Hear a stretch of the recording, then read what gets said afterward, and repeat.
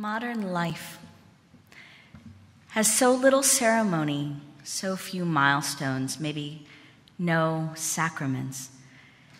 In much the same way as a good funeral makes you think about your legacy, and a good wedding makes you think about your love relationship, a good naturalization ceremony should stir up some good civic impulse, should make you want to vote or volunteer or smile at your neighbor. The oath is taken, the pledge is pledged, allegiances to foreign prince and potentate are forsworn. The president has welcomed you by pre-recorded message into the fold. And then the official welcomes you to join in what has become the de facto soundtrack of the Department of Homeland Security. Proud to be an American, where at least I know I'm free. And I won't forget the men who died to give that right to me, and I gladly stand up next to you and defend her still today. For there ain't no doubt I love this land. God bless the USA. And you sing along, and you don't quibble about the chest-thumping triumphalism of it. You just lend your voice, and even the act of setting aside your qualms and allowing yourself to be keel-hauled into singing full-throated this song that you can't quite put your finger on it, but it feels inauthentic to you, even that is a metaphor. The daughters of the American Revolution wait outside with little flags. And you, as of right this moment, you are as American as they. You are, as Vladimir Nabokov once described himself, as American as April in Arizona. And we really actually mean that. Your bloodline, your pedigree, your caste, we can barely wrap our heads around what those words even mean. This is who we are as a people when we're at our best, as capacious and forward-looking and principled as this. The journalist Atish Taseer unabashedly gushes about his first experience of entering the U.S. as a permanent resident. As a South Asian male with a Muslim name, he writes, he'd entered the U.S. before, but hardly ever without being carted off to secondary screening. But when he hands the border officer his green card, he's instead greeted with 3 simple words. Welcome home, sir. And already, he writes, I could feel the warmth of the American welcome. I was overcome by what must be one of the most unfashionable emotions of our time, boundless, unqualified love for America. He's surprised himself because his experiences up until then have taught him to expect quite the opposite. With an Indian mother and a Pakistani father and a British passport, he'd become quite well versed in how those cultures treat nationhood and nationality. He writes, and if the experience of these different societies had taught me anything, it was how little papers mattered. Your passport was a mere document. What mattered, and as you went east, the question became increasingly direct, was who you really were. That is to say, how you fit into the deeper historical organization of the society, of which citizenship was only a bland and imperfect expression. In Pakistan, what mattered first and foremost was who your father was. Nationality, yes, but more important, faith, religion. Was he Muslim? If so, what kind of Muslim? Sunni or Shia?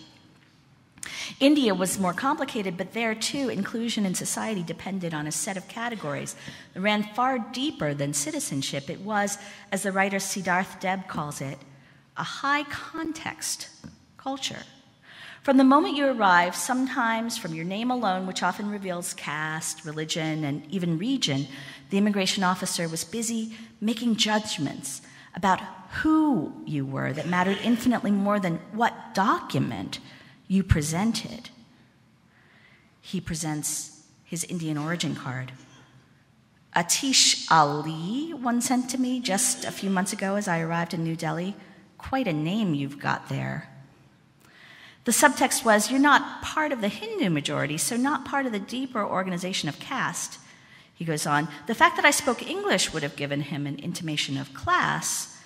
And by the time he waved me through with a sneering, well, go on then, Atish Ali, he would have computed a whole range of information and bestowed upon me an identity from which there was no rescue.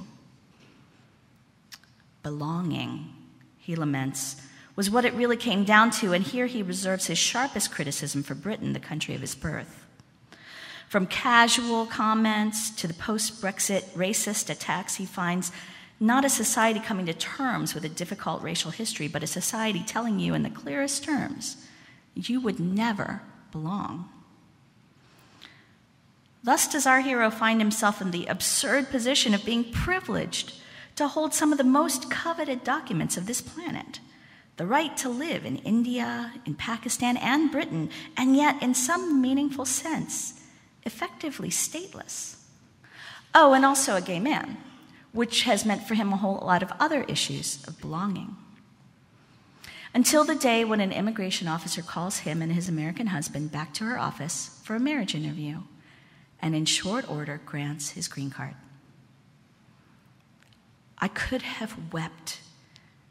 It was all so humane. I thought of the other places I had known, places I belonged to. Pakistan, where my father's assassin was celebrated. India, which was busy demanding pledges of loyalty from university students. I thought of my cold, loveless relationship with Britain. Then he writes, I thought of America. And a wave of optimism came over me. This is how a country earns the love of its citizens.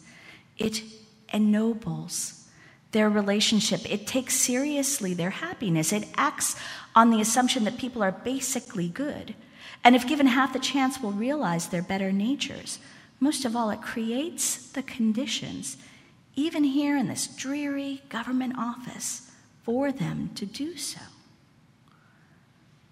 This is who we are. Sometimes, for all the stories of file clerks who refuse to do their jobs, we just do the right thing, quietly, competently. We're the man from the Hebrew Immigrant Aid Society, son of Holocaust survivors, picking up a couch to outfit the home of the newly resettled Muslim refugee. We are that guy.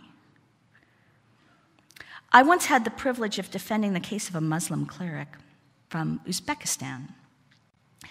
Now, Uzbekistan is a nominally Muslim country, but the state sponsored Islam for offer in this former Soviet republic rang hollow for him, and the state regulated the length of his beard and the texts he was allowed to profess. So he, get this, came to America so that he could dress as his conscience dictated, study as his conscience dictated, practice as his conscience dictated. He came to America for the freedom to be Muslim. This is who we are. I could leave us here, feeling good about ourselves and our country, but I'm an immigration lawyer and I've seen too much. It is true. This is how we treat immigrants in our country, except, when we don't. We find it so genuinely easy to see the humanity in some people, in our system's winners, and yet so easy to deny the humanity of other people, our system's losers. We drop everything over concern for Elian Gonzalez, a Cuban child being restored to the custody of his own father, but we're completely comfortable sending a child back to Haiti. We are Ann Coulter, dedicating an entire book to the proposition that American womanhood is at risk from the encroaching Mexican rape culture. We are Chris Kobach dog whistling to white supremacists the finer points of what he calls the strategy of attrition, the strategy of making life so miserable for immigrants living without papers that they self-deport. So we create a system of pass laws and then pull everybody who looks like an immigrant aside and ask for their pass. We block access to the formal economy and then punish informal work, the sale of day labor and used tires and refurbished appliances and loose cigarettes and CDs. We are the detention center just down the road in Florence, where an outbreak of the measles has caused a public health crisis for all of us and the utter shutdown of the courts. Not because a detainee had the measles, that was quickly contained, but because some of the personnel have refused to be vaccinated and are now passing the measles back and forth to each other. Right now, this is happening. All bond and other hearings have been canceled, and no one has been released from the center in going on 2 months because no one in the mighty Department of Homeland Security has felt that they could make getting a measles shot a condition of working in a detention facility. The last time we had any meaningful immigration reform was in 1998, under Bill Clinton. A program called the Life Act essentially reflected a bargain between Clinton and Newt Gingrich and the Contract with America Congress, but also a bargain between the U.S. and the illegal alien. Okay, you came without papers. You did a bad thing. Let's do what we do with, carbon offsets. Let's put a price on the harm you did. You pay the price, and if you're eligible in all the other ways, somebody's filed for you, you don't have any significant criminal history, and that was the barrier, then Godspeed. You pay, and it's forgiven. You can now legalize. At the time, the price, the fine, to be paid was $1,000. But it could have been $2,000. It could have been $10,000 in a stint in the Army. The point is you could do something. You could do a thing and get right. And hundreds of thousands of people got papers this way. People were lining up around the block and down the street to file these papers. Now, many of us were well-informed citizens in 1998. Many of us were voters. Did you know this was happening?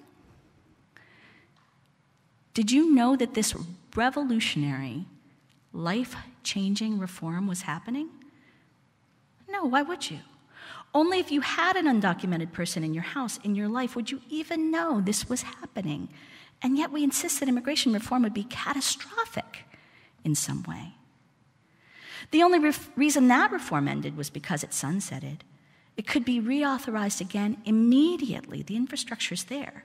People pretty much figured George Bush would reauthorize it, with all his talk of being a governor from a border state, good buddies with Vicente Fox. Remember that? Compassionate, conservative. But at some point, common sense immigration programs like the Life Act just quietly got taken off the table until they became too hard, and then politically disastrous, and then unthinkable. Until the new wave of activists, the DREAM Act students, the ones they call the Dreamers, picked up the gauntlet. And even though Obama's Deferred Action Program was blocked in the courts and then eventually died from a deadlocked Supreme Court without a tiebreaker, there is momentum. There is hope. And the Dreamers and the new activists and thinkers and policymakers may yet redeem our American souls.